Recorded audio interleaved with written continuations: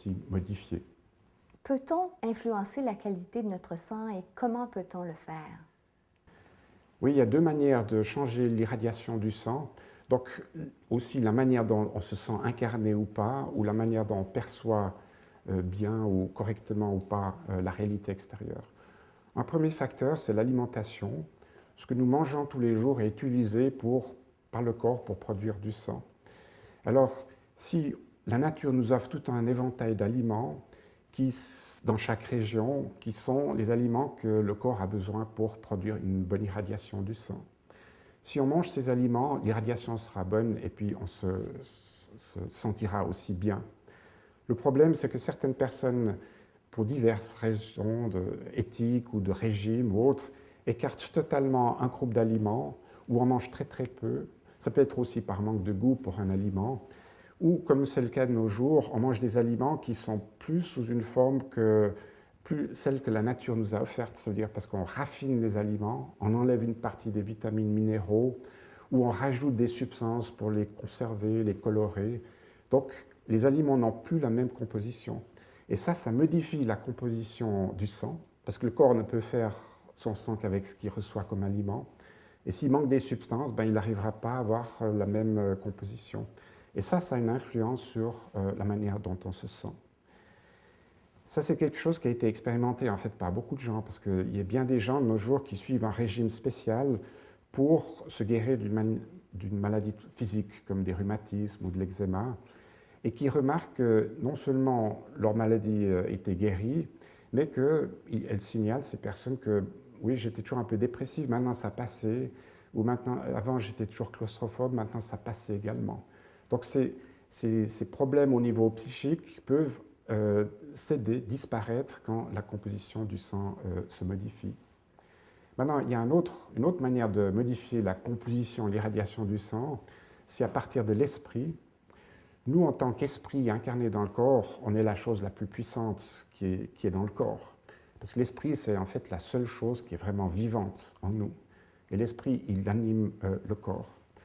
Donc chaque fois que l'esprit prend une décision de réagir d'une certaine manière à une situation, ça l'amène aussi à modifier ses propres irradiations.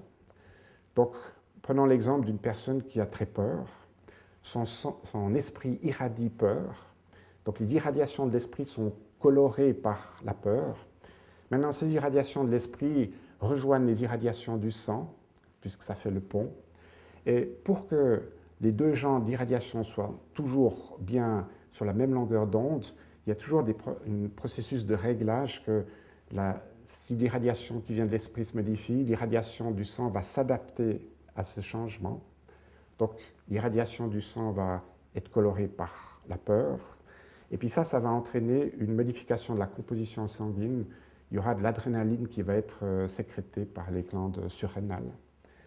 Bon, c'est clair que c'est les glandes surrénales, quelque chose dans le corps qui produit le changement de composition de sang, mais l'impulsion de départ vient de l'esprit qui a mis tout l'organisme en réaction par rapport à la peur. Alors cette présence d'adrénaline permet à l'esprit d'être beaucoup mieux incarné dans le corps pour pouvoir l'utiliser beaucoup plus rapidement, habilement, pour se sortir du danger. Et effectivement, lorsqu'une personne sort brillamment d'une situation dangereuse, on dit « Ah, mais quelle présence d'esprit elle a eue !» Parce que c'est effectivement ce qui se passe. Intuitivement, on traduit correctement par une phrase le processus qui est en fait invisible.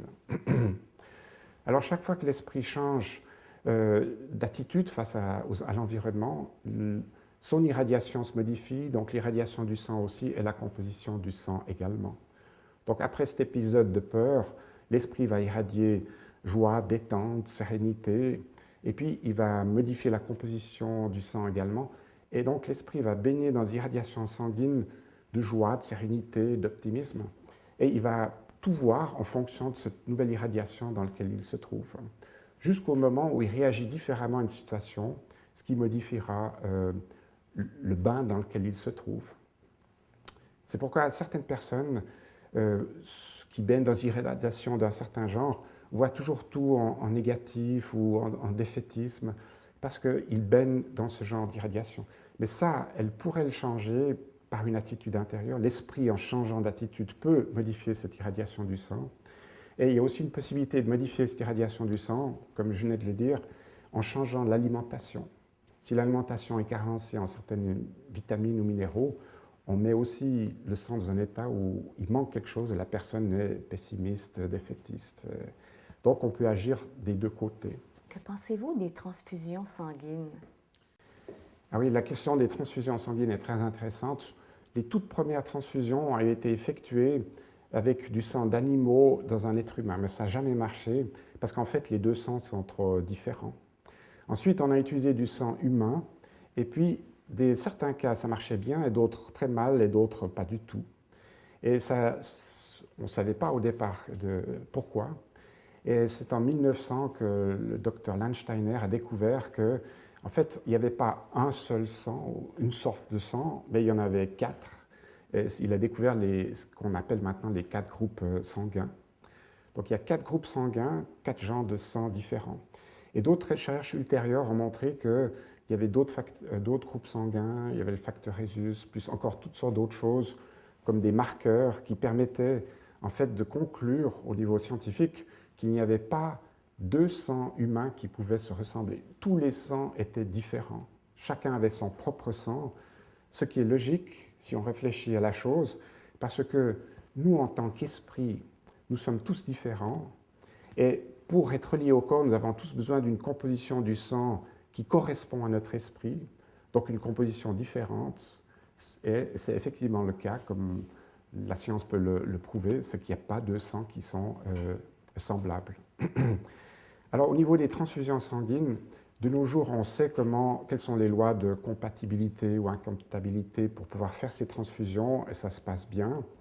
Mais il arrive dans certains cas qu'une personne reçoive du sang qui, au niveau du groupe sanguin et tout ça, soit correct, mais dont la composition est quand même un peu trop éloignée de la composition qu'elle-même aurait besoin pour être bien. Et ces personnes-là, après la transfusion, sont entravées dans leur manière de fonctionner. C'est-à-dire, l'esprit est mal relié au corps et on le voit de l'extérieur, elles semblent entravées dans leur manière de penser, de parler et d'agir. Et elles-mêmes le ressentent aussi parce qu'elles ressentent qu'elles ne sont pas bien là. Elles disent il faudrait que je me reprenne pour que je sois vraiment bien là dans mes souliers, ou enfin, suivant les expressions. Et ça s'explique justement parce que le sang reçu a une composition un peu trop différente de ce qu'elles auraient besoin. Bon, cette situation ne dure pas trop longtemps parce que le sang se régénère constamment et le sang étranger, donc transfusé, va être finalement éliminé, remplacé par du sang produit par le corps et donc qui correspond aux besoins de l'esprit, et la personne se retrouvera bien. Donc les transfusions de sang au niveau purement pratique, c'est quelque chose qui permet de sauver beaucoup de vies. Et de nos jours, on sait de mieux en mieux comment utiliser le sang, mais c'est bien de savoir aussi interpréter pourquoi ça ne va pas dans certains cas. Et les personnes qui ne veulent vraiment pas de transfusion de sang, pour différentes raisons, elles peuvent utiliser, donner leur sang avant une intervention chirurgicale, par exemple, pour que ce soit leur propre sang, elles récupéreront aussi plus vite. Et il y a d'autres gens qui utilisent du sérum de Cointon. C'est de l'eau de mer prise en profondeur, dont la composition minérale se rapproche beaucoup de celle du sang, et ça permet de faire des transfusions, ce n'est pas des transfusions de sang, mais disons d'augmenter le volume du sang pour faire le passage entre l'opération et puis la guérison. Y a-t-il un lien entre le sang et certaines maladies mentales, par exemple? Vous en parliez tout à l'heure, vous avez effleuré le sujet. Alors oui, il y a un rapport. Bon, d'abord, il faut distinguer les maladies au niveau psychique qui sont dues, ou cérébrales, disons, qui sont dues à des atteintes du cerveau lui-même, de l'organe cerveau. Donc ça, c'est une catégorie. Et l'autre, c'est c'est toutes les maladies qui sont dues à un mauvais pont entre l'esprit et le corps à cause d'une mauvaise composition sanguine. Ça, c'est un chapitre nouveau qui est justement expliqué dans le message du Graal. Beaucoup de gens qui ont des problèmes sérieux au niveau de leur relation avec l'extérieur, que ce soit avec les autres gens, ou c'est-à-dire qui ont des hallucinations, ou qui dépriment toujours, ou les schizophrènes qui ont des problèmes de personnalité, ce serait dû justement à cette mauvaise composition du sang qui ne permet pas à leur esprit de se lier suffisamment bien au corps. Je ne veux pas dire par là qu'on est dépendant de toutes sortes de substances ou de l'absence de substances dans notre sang, mais ça a une influence qui peut nous mettre dans un état où on perçoit les choses différemment, on se comporte différemment. L'esprit devrait toujours être plus fort pour prendre les choses en main, parce que l'esprit, c'est la seule chose vivante en nous, c'est le je qui parle, c'est le je qui décide, qui a de la volonté et qui va en avant. Et ça, c'est quelque chose qui reste valable. Nous, en tant qu'individus, nous devons faire des efforts de nous améliorer au niveau de notre comportement, essayer de nous débarrasser de nos défauts, d'acquérir des qualités. Mais des fois, c'est rendu difficile parce que la composition du sang n'est pas adéquate pour notre esprit. Donc, en changeant l'alimentation, on peut aider la personne, on peut aider l'esprit à s'aider lui-même à changer. Un changement d'alimentation ne va pas changer la personne, mais ça change le bain d'irradiation dans lequel elle se trouve et ça lui facilite de travailler sur elle-même pour changer. Merci beaucoup, M. Vazé, pour ces propos très éclairants sur le sang. Merci.